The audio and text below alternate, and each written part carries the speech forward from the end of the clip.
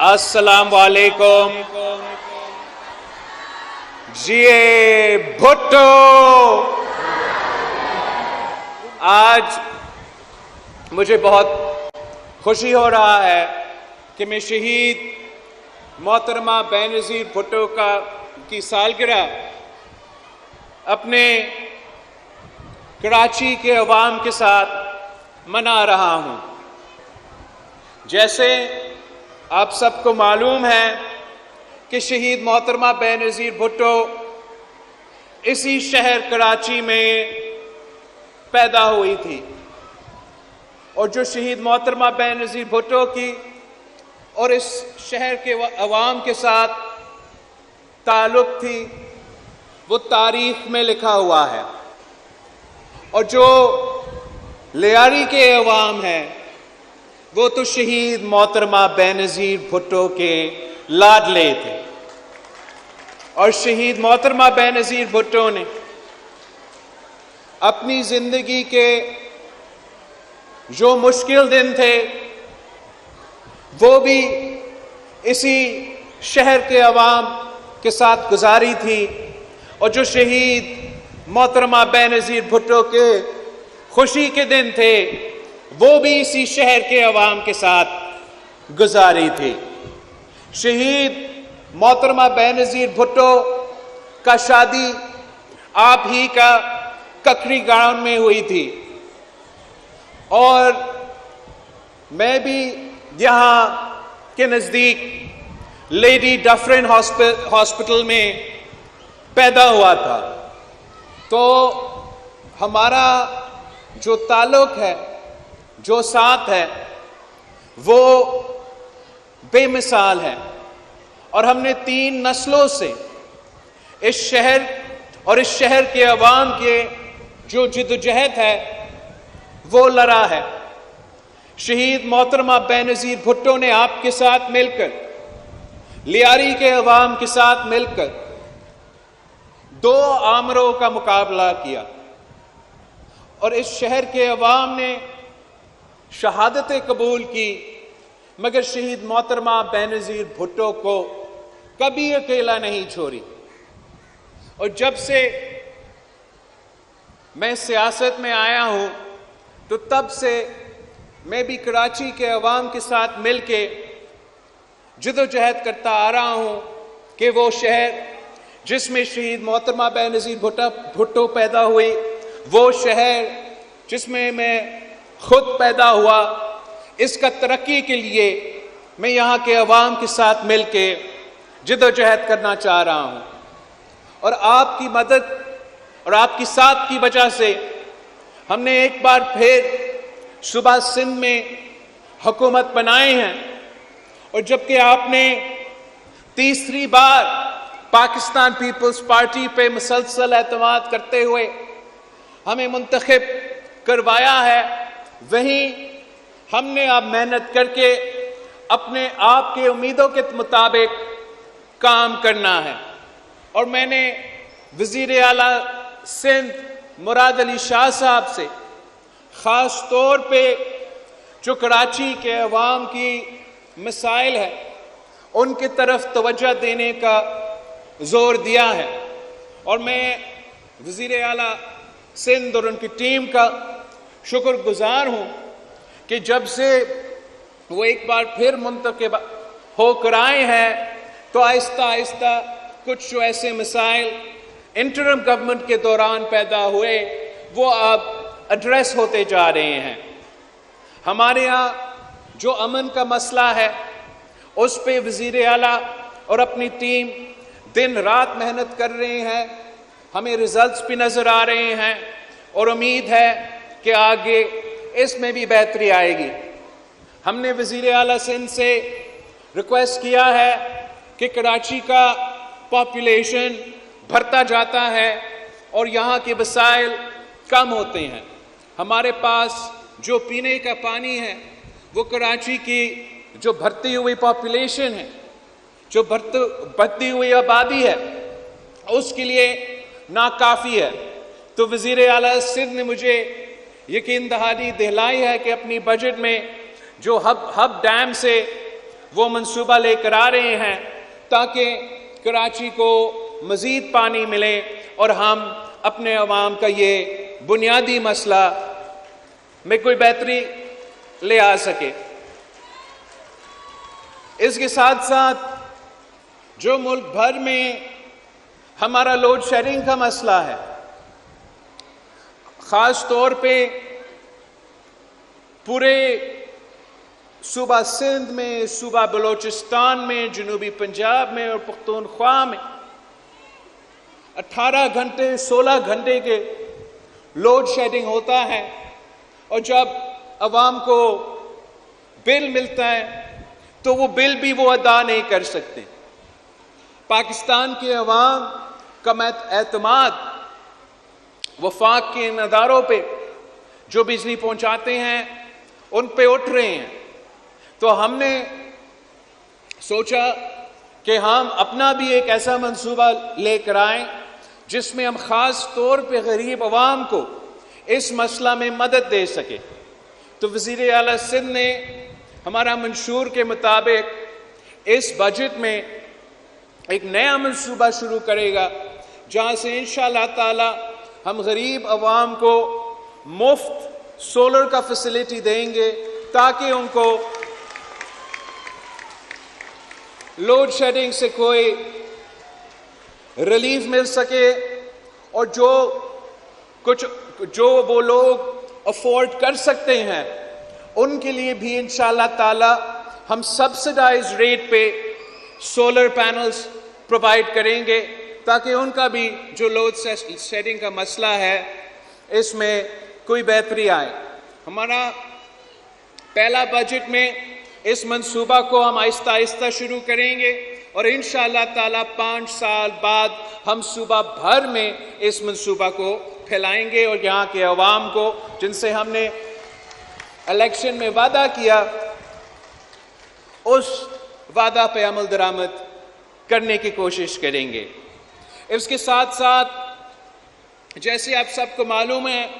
پاکستان کے عوام کا سب سے بڑا مسئلہ، پاکستان کے نوجوانوں کے سب سے بڑا مسئلہ روزگار کا مسئلہ ہے، اور انشاءاللہ تعالی آپ کا سندھ حکومت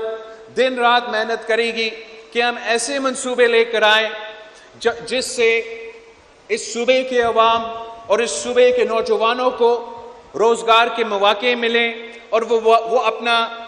ترقی کا بندوبست کر سکے۔ شہید محترمہ بے نظیر بھٹو کے بارے میں مشہور تھی کہ شہید بی آئے گی تو روزگار لائے گی، اور جبکہ شہید محترمہ بے نظیر بھٹو کی حکومت اس صوبے میں موجود ہے، ہمیں انشاءاللہ تعالی لیاری کے عوام کے لیے، کراچی کے عوام کے لیے، پورے صوبے کے عوام کے لیے محنت کریں گے کہ ہم ایسے منصوبے لے کر آئے جس سے آپ کو روزگار کے مواقع ملیں۔ ہم محنت کریں گے جو تمام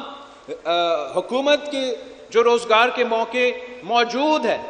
مگر کسی نہ کسی عدالت کا سٹے آرڈر کی وجہ سے ہم اپنے نوجوانوں کو وہ روزگار نہیں دلوا سکتے ہیں۔ ہم نے اپنا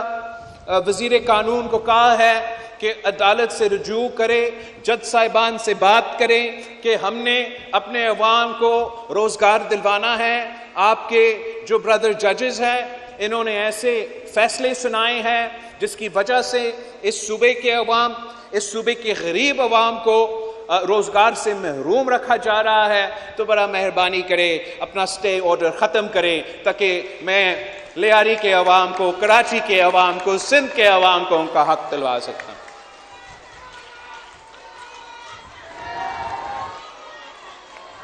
ساتھیوں، ہم نے مل کے شہید محترمہ بے نظیر بھٹو کی جدوجہد کو آگے لے کے چلنا ہے، اور انشاءاللہ تعالی میں اور آپ مل کے اس جدوجہد کو آگے لے کے چلیں گے۔ جو ملک کے اس وقت حالات ہیں وہ آپ کے سامنے ہیں۔ معاشی طور پہ ملک کے مشکلات آپ کے سامنے ہیں،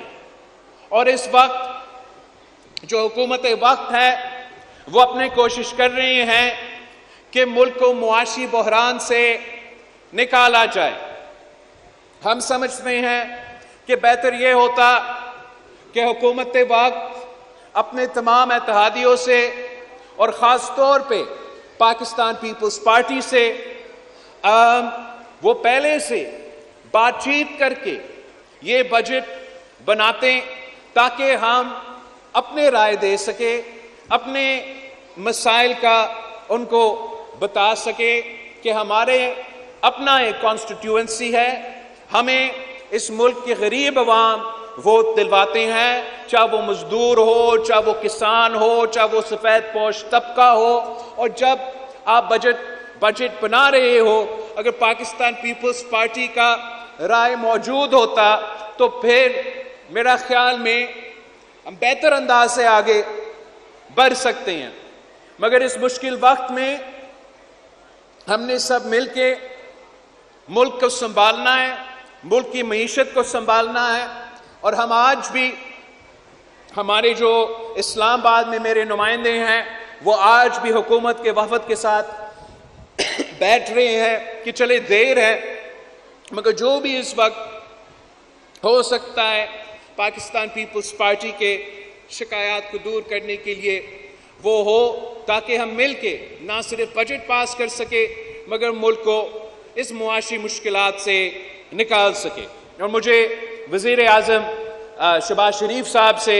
پورا امید ہے اور ان کا نیت بھی بالکل صاف ہے کہ تمام وعدے جو پاکستان پیپلز پارٹی کے ساتھ کیے ہیں انشاءاللہ تعالی وہ پورا کر کے دکھائیں گے، اور ہم ہمیشہ اپنے عوام کی آواز اٹھائیں گے، ہم ہمیشہ